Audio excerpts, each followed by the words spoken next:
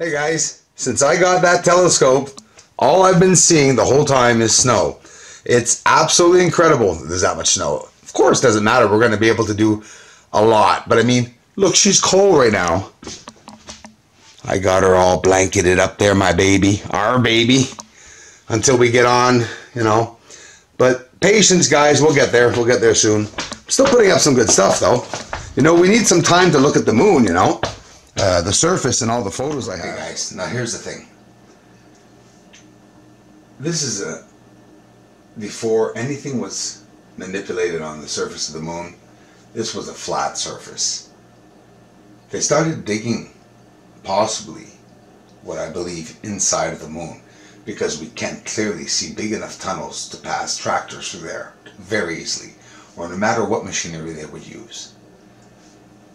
Another note, very important in this video, we're going to see two types of structures. We're going to see a structure that looks very human-like, and we're going to see another structure that possibly looks ancient or different, let's just say. These are buildings. Inside of these, what look like crater walls, so long they are not crater walls, there are actually buildings. Big enough to store any dirt that they're pulling from inside, crafts, machinery could be stored in there very easily. And you can clearly see in this video, I'm sorry, but this was very impressive, that you can see all this structuring that's around this cratered area. You see what looks like an actual wheel or satellite that's up there. You know, it's all there. It's not hiding. And it's a straight up shot of the surface that I'm trying to show you guys. This is the real thing. Hey guys, how's it going? Now listen, if you have a surface that's white and you have all these lines here that look white and they're all in the same angles, meaning they're made to look like, or are, the reflection of the sun, so to say, would you not think that having a white surface with white structures, if there's white smoke billowing from these areas, we're not going to see it. It's not going to be a difference because the white smoke, or the the industrial companies, for example, are inside this white line. So the smoke emanating is remaining inside that white area, never to be seen. All we'll see. I also believe these walls right here were possibly built by everything they hauled out of the inside of the moon. So every crater wall that you can see could be mountains that they built to build the ejecta-like surface over top of all these mountains, reflecting back a white surface, permitting them to move and change and build and break down any construction that's white on white, and they could even have smoke there. Why are we seeing cloud-like objects on the surface? We're seeing blurs, but not just blurs. We're seeing wide areas that look like there are clouds up on the surface of the moon.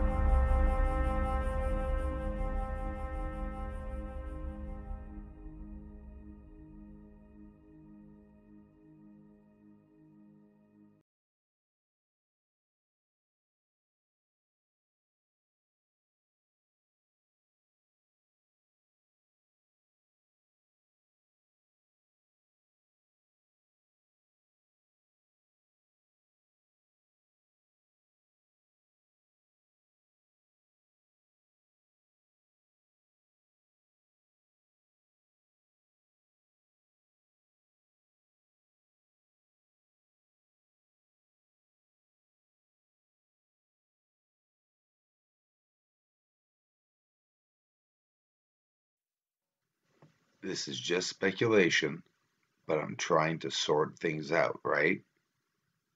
A satellite or a communications device, an entrance, a siren. Could this be guiding the crafts to the surface of the moon? Whether they're picking up people or not. John Lear says it. I based my work on people like John Lear, and on John Lear in particularly. He started all of this.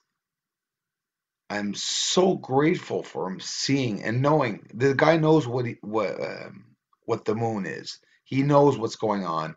He looks at channels and he looks for work. And I'm so happy that he found this. This is so important for humanity to find out the truth. John Lear worked his ass off. Well, there's your proof, sir. You're not nuts. You're doing one hell of a bang up job, and you're trying to prove this. Imagine, all by yourself. Well, hats off to you, sir.